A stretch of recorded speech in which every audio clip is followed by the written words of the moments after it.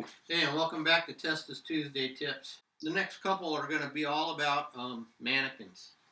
The process of making mannequins, which is what I'm learning right now. We're all used to the beautiful commercial mannequins we get from research.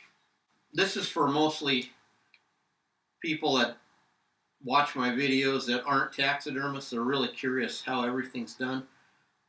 The experienced taxidermists do know how a mold or a mannequin is made, but a couple of years ago, well, I guess it's been longer than that. Brent said like 5 years ago, I sculpted a javelina sow up at Frazier's, and it had it hanging on the back wall forever.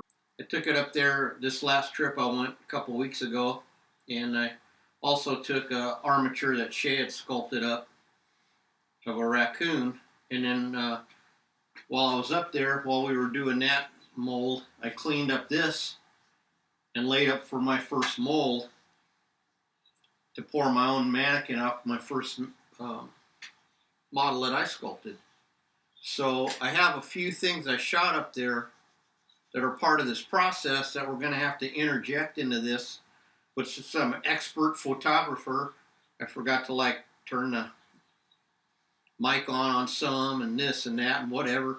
So it's going to be a little bit jumbled up, but there'll be parts of how I got it to this point in this video. And then the next video, once I pop this apart today, what I'm going to do is bust open my mold and go over that process. Then the next video, I'm going to go how we drill all the holes, wax it up, and attempt to pour my first mannequin out of that. So what I've done is I have my clay sculpture under here. It's on the backboard that I set it up on. The first step was I made a dam on half. Well, actually, this has to be a 3-piece mold because everybody loves legs. So because it has legs, it has to be 3-piece. Back in the day, when we didn't need legs, you could do a 2-piece, a lot simpler. This mold, I had to do this bonus piece in here, which when you're first learning drove me crazy. And so we draw our center line with a little modeling tool in the clay of the armature.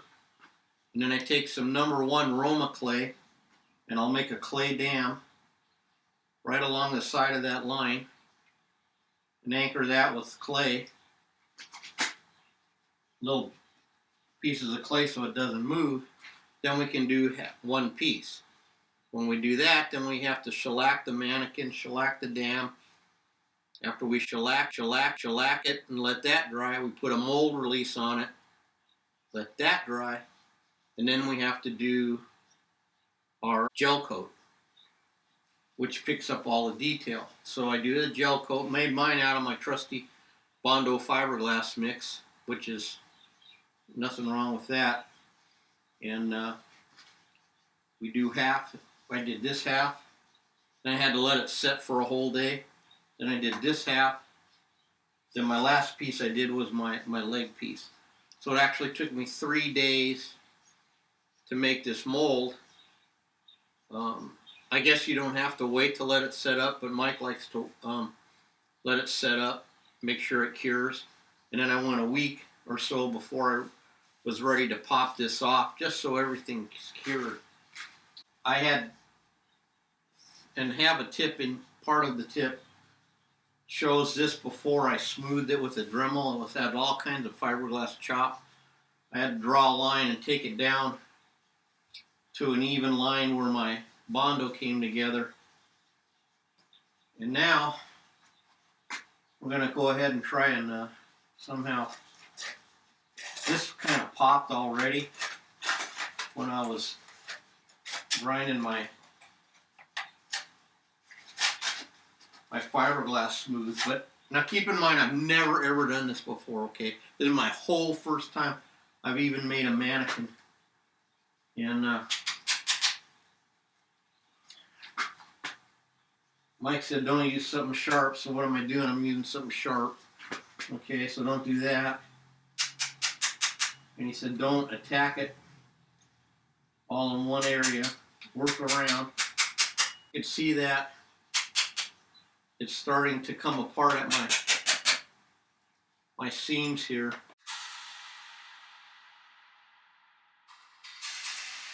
And the truth is, any endeavor worth doing, there's always like a learning curve, because if it was easy, everybody could do it.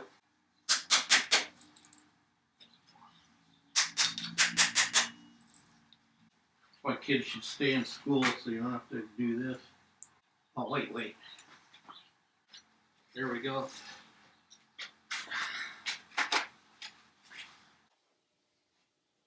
Telling shade tree, sagebrush, sycamore.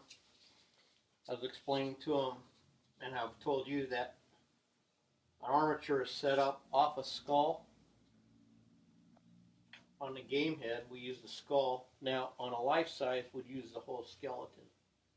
So when I talk about my charts, my measurement charts I always use on my game heads, this is the charts I used for this, but this one I had the whole animal.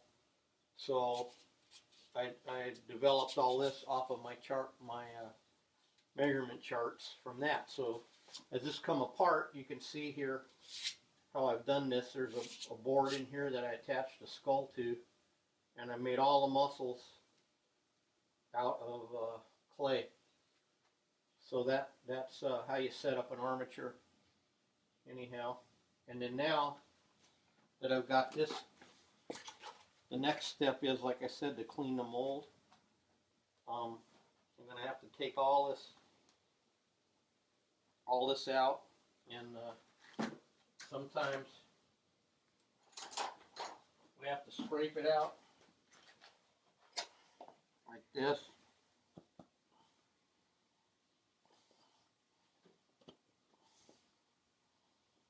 You can see my Bondo gel coat, and then these are my locks I made in here so that I can lock it together.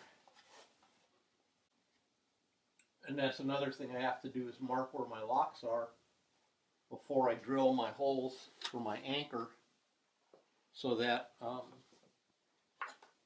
don't mess up my alignment holes.